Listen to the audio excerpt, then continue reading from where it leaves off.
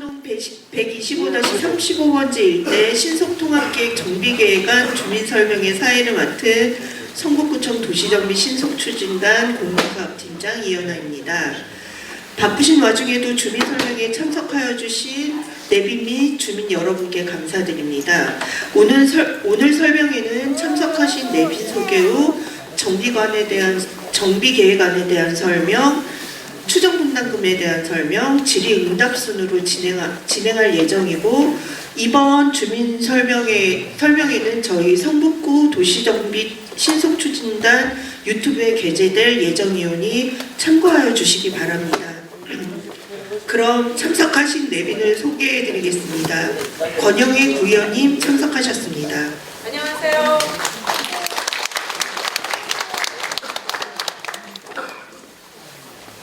다음으로 정목 엔지니어링 종합건축사 사무소에서 나오신 함초롱 이사님께서 정비계획안에 대해 설명해 주신 후 랜드 엔지니어링 이재진 과장님이 추정 분담금에 대해 설명해 주시겠습니다. 질의응답은 설명이 다 끝난 후 진행하도록 하겠습니다.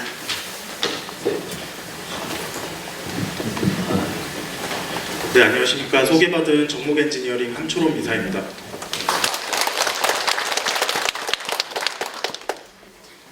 정비계획안 설명드리도록 하겠습니다.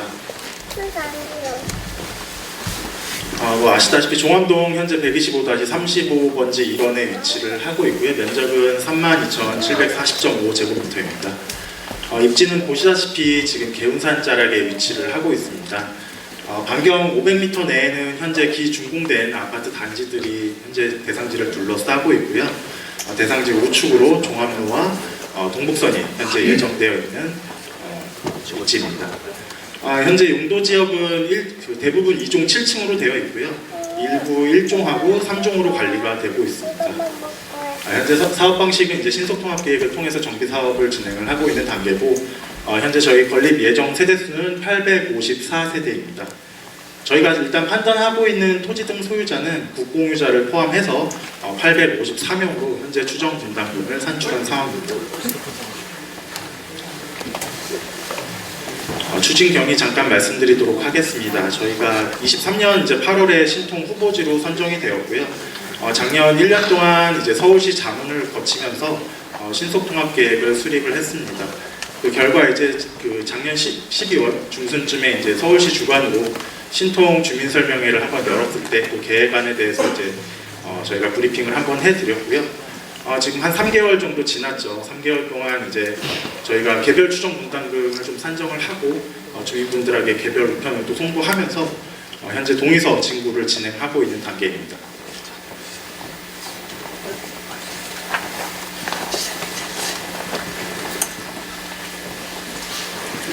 앞서 이제 말씀드렸던 신속통합계획안, 그때 뭐 참여 못하신 분들이 혹시 있을 수도 있어서 간단하게 요약해서 말씀드리도록 하겠습니다.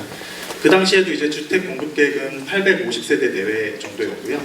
용도 지역은 현재 그 공동주택으로 계획하는 획지가 2종하고 3종으로 계획 관리를 하고 있습니다. 용적률은 지금 신속통합계획 시뮬레이션을 돌려봤을 때 한 2종하고 3종 가중 평균을 고려해서 한 262% 정도 내외로 계획을 잡고 있고, 최고 층수는 22층을 계획을 해서 개운산과 좀 조화로운 스카이라인을 계획할 수 있도록 하였습니다.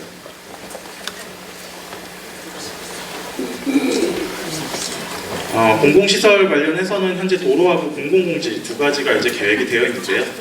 대상지 북측에는 이제 가로주택 정비 사업하고 연계해서 기존의 현황도로 6m를 10m로 확보하는 상황이고요.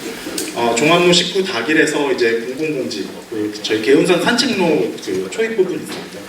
그쪽 부분까지는 이제 보차 혼용 통로로 계획을 하였고, 종암로 19길에서 그 종교용지 쪽으로 들어오는 부분도 입체적 도로로 현재 6m 포반의 입체적 도로로 계획을 해놓은 상황입니다. 공공공지도 지금 개운산 산책로 입구 쪽에 이제 입지를 해서 주민분들이 이제 산책 동선 상에서 잠깐 쉬어가실 수 있는 공간으로 활용하고자 공공공지로 계획을 한 상황입니다. 지금 종교시설 관련해가지고는 그 종교시설들이 조금 필지들이 부정형한 상황입니다. 그 부정형한 필지 상황에서 건축물들은 건들지 않는 걸 전제로 필지만 정형화해서 저희가 획지 계획을 좀 정형화할 수 있게 부지를 좀 조성을 다시 잡았습니다. 그래서 지금 정비계획안에서 잡고 있는 토지용 계획은 저희가 이제 필수 기반 시설 외에 공공주택 부지를 계획을 해서 주택 공급 활성화를 기여하고자 했고요. 대상지 북측 도로는 주변 개발 계획과의 정합성을 고려해서 도로폭을 결정했고, 기존 개은산 산책로 연계 및 종교시설 등을 고려해서 진입동선을 계획했다라고 보시면 되겠습니다. 정비계획안입니다. 저희 공동주택 획지 1로 불리는 곳의 이제 면적은 28,562.3제곱이고요. 일부 종교용지가 기존 현황 면적으로 존재를 하고 있습니다. 그리고 정비기반 시설로 도로와 공공공지는 이제 자치구 쪽에 무상 기소될 예정이고요. 용적률 체계는 저희가 사업성을 좀 보존하기 위해서 소형주택 완화라든지 사업성 보정 개수를 적용을 했고, 그에 따라서 아까 말씀드린 262.48로 현재 법적상한 용적률을 계획하였습니다. 높이는 22층 한 70m 정도로 최고 높이가 잡혀져 있고요. 건축 한계선은 대지 경계선을 따라서 3m 이경으로 설정하였습니다. 통경 구간은 지금 그 대상지 우측의 레미안 아파트에서 개은산 쪽을 바라보는 구간으로 통경 쪽 한 15m 폭원에 열린 단지를 계획하는 것으로 지침을 정리하였습니다. 건축 계획입니다. 지금 용적률 건폐율은 한 31% 정도 되고요. 용적률은 262.48%, 지하 7층, 지상 22층으로 계획이 되어 있고, 세대수는 854세대 중에 임대주택이 한 133개로 현재 계획이 되어 있습니다. 주차 대수는 법정 대수 한 1.3대 기준으로 현재 계획이 되어 있는 상황입니다. 이 주택 공급 계획 관련해서는 향후 이제 심의나 건축 심의 과정에서도 조금 이제 변동이 될 수 있다는 걸 참고해 주시면 되겠습니다.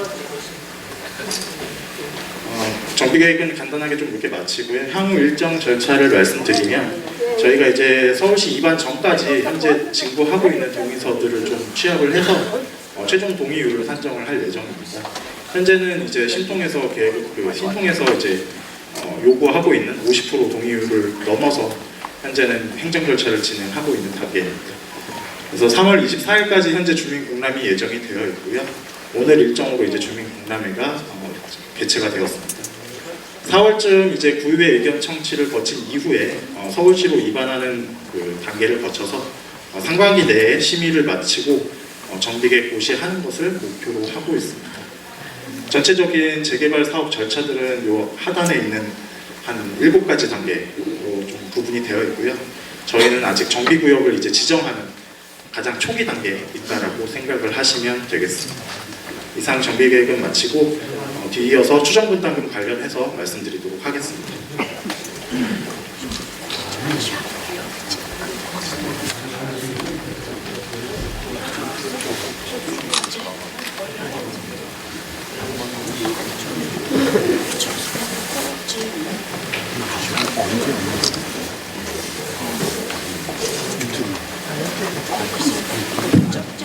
네, 추정분담금 부분에 대해 설명드릴 랜드 엔지니어링 대표 신병기입니다.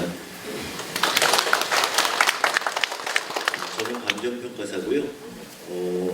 나중에 이제 본 감정평가사는 이제 관에서 사업이 무르익으면 지정하게 되고요. 지금은 이제 초기에 여러분들이 개략적으로 어느 정도 되는지 그야말로 초기 자료만 제공하는 거니까요. 그냥 참고만 하시면 될 것 같습니다. 그 추정분담금을 하기 위해서는 이제 여러 가지 요소들이 있는데요. 이제 종전자산 평가를 하게 되고요. 약하네요. 종전자산 평가를 하게 되고, 또 종후자산, 그다음에 사업비, 이 세 가지가 여러분들 사업하는데 가장 중요한 요소가 됩니다. 근데 지금 단계에서는 종전자산 평가를 여러분 가가하고 방문해서 할 수 있는 입장이 아닌데요. 그래서 보통 어떻게 하냐면 개별공시, 그러니까 단독주택 같은 경우는 땅값은 여러분들 개별공시지가에다가 우리 구역 안에 실제 몇 년간 거래됐던 거래 사례들이 공시지가 대비해서 한 얼마나 차이가 나는지를 통계적으로 처리해서 곱하고요. 건물은 그 건물의 구조에 따라서 연도에 따라서 제조사 원가에서 감가를 하는 형식으로 해서 그렇게 더해서 가격을 내게 되고요. 공동주택, 빌라, 다세대 같은 경우는 빌라 다세대 자체 이제 거래 가격하고 그 공시 가격이 있습니다. 공동주택 공시 가격. 그 보정률이 얼마나 차이를 나는지 평균을 내서 그렇게 적용하는 방법을 보통 쓰게 됩니다. 그 다음에 우리가 이제 종호자산은 이제 우리가 져서 나중에 이제 팔게 되는 일반 아파트하고 임대주택, 근린상가들이 있는데요. 일반 아파트하고 근린상가 같은 경우는 주변에 대략적인 시세를 가지고 비교를 하게 되고요. 임대 아파트는 법에 이렇게 정해져 있어요. 그래서 그 내용을 가지고 가격을 내게 됩니다. 종호자산 할 때 조합원 물량 계산을 할 때 원래 조합원님들 중에서 1+1이 되는 경우가 있습니다. 금액이 많이 나온다든가 아니면 면적이 넓어서 2개를 받을 수 있는 분들도 있는데 그건 지금 계산하기가 좀 어려워요. 그래서 그냥 조합원 한 분 한 분이 한 채씩만 받는 걸로 전제하고 나머지는 이제 일반 분양한다 이렇게 전제하고 분석을 하게 됐습니다. 사업비는 저희 그 정비 몽땅이라고 서울시에서 모든 사업장에 이제 사업을 하면 다 그걸 통계적으로 사업비를 넣게 돼 있어요. 그래서 그 넣는 거를 면적에 따라서 이렇게 통계적으로 하는데 다만 그 중에서 그 통계가 잘 못 따라가는 부분이 공사비 부분이 있습니다. 공사비는 왜냐면 몇 년치를 쭉 모으면 지난 한 4, 5년 공사비하고 지금 공사비하고 차이가 많이 나지 않습니까? 여러분도 알다시피. 그러다 보니까 이 공사비 부분만 최근의 공사비로 반영을 했습니다. 그 내용에 따라서 우리 구역 안에 이게 토지 건물, 그러니까 단독주택들입니다. 거래 사례입니다. 우리 구역 안에 있는 것도 있고요. 구역에 인접해 있는 것도 있습니다. 각각의 거래 사례, 저게 구역 안에는 저게 다예요.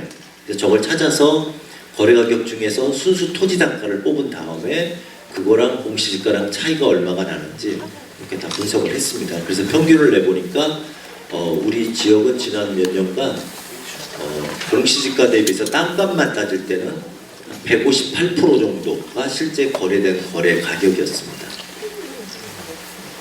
마찬가지로 이제 집합 건물, 빌라나 다세대 같은 경우도 마찬가지로 거래된 가격인데 빌라나 다세대는 비교적 최근 거래가 있어요. 근데 앞에 본 것처럼 토지 건물은 조금 사례들이 조금 아무래도 오래된 사례밖에 없습니다. 최근 거래가 없어서 하지만 어차피 공시지가도 매년 오르기 때문에 그걸 반영을 한 겁니다. 그래서 다세대 같은 경우도 마찬가지로 거래 가격과 공시 가격을 비교를 해서 격차를 냈더니 다세대 가격은 2.01배, 약 200% 정도 공시 가격이 됩니다.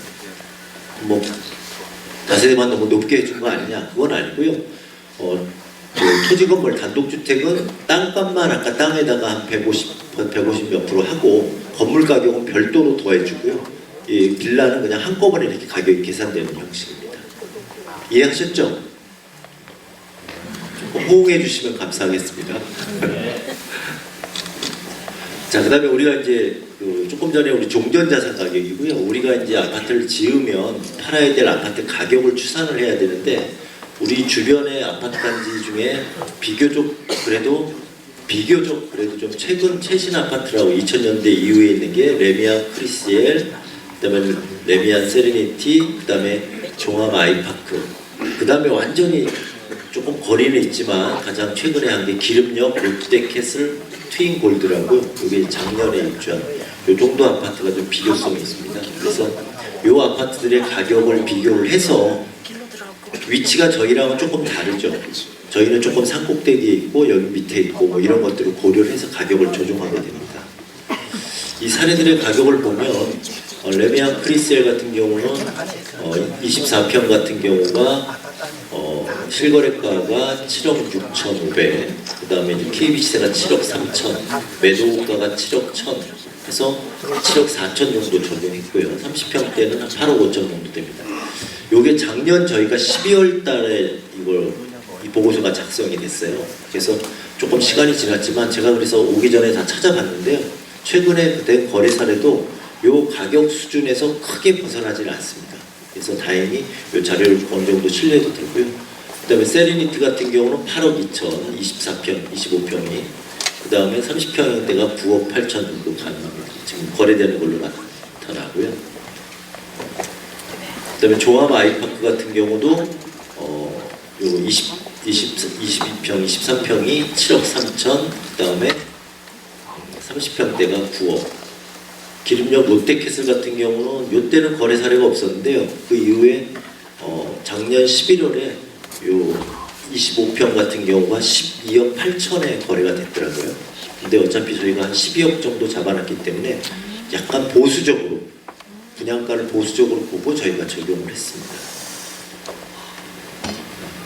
사업비인데요. 사업비는 이렇게 보시다시피 항목이 굉장히 여러 개 있습니다. 그래서 이 사업비를 하나하나 다 보는 거는 지금 단계에서는 크게 의미가 없어요. 여기 보면 뭐 총회비가 얼마가 될 거냐 뭐 이런 건 사실은 저희가 뭐 알 수도 없거니와 비중이 그렇게 크지 않아서 여러분 의사결정하는데 도움이 별로 안 됩니다. 그래서 이 사업비 잡을 때 가장 중요한 게 뭐냐면 공사비입니다. 직접 공사비. 전체 사업, 이 공사비가 전체 우리 사업하는 사업비의 한 70%, 71%를 차지하기 때문에 이게 제일 중요한데요. 우리가 이 분석을 하면서 공사비를 평당 900만 원 정도 잡았습니다. 900만 원이면은 우리가 고지대인 걸 감안해도 이렇게 낮게 잡은 건 아니에요. 충분히 어느 정도 가격 시공사들이 들어올 수 있게 잡은 게 지난주 토요일 날 3월 8일 날 우리 지역 말고 도바이 지역이 저기 봉천동에 있습니다. 봉천 14구역이라고 서울대역에서 숭실대 이렇게 넘어서 오른쪽에 산 비탈이 있는데 거기는 이제 안반이 많이 나오는 지역인데 거기 GS가 740만 원으로 가격을 내서 선정이 됐어요. 그러니까 우리는 거기랑 비교하면 평당은 160만 원 정도 여유가 있으니까 향후에 조금 공사비가 변동이 되더라도 900만 원 정도면 공사가 가능하다. 그러니까 너무 공사비를 적게 잡아서 이렇게 수익을 부르는 게 아니라 충분히 잡았다 이렇게 말씀을 드리는 겁니다. 그리고 나머지 항목들은 아까 말씀드린 것처럼 통계적으로 처리가 됐고요. 이렇게 했을 때 우리가 이 사업을 통해서 일반 분양도 하고 조합원 분양도 하고 뭐 근생 팔아서 얻을 수 있는 전체 수익이 약 한 6천억 정도가 됩니다. 6천억 정도 수입이 나오고요. 그 다음에 이걸 하는데 들어가는 전체 사업비가 한 4,400억 정도가 들어가요.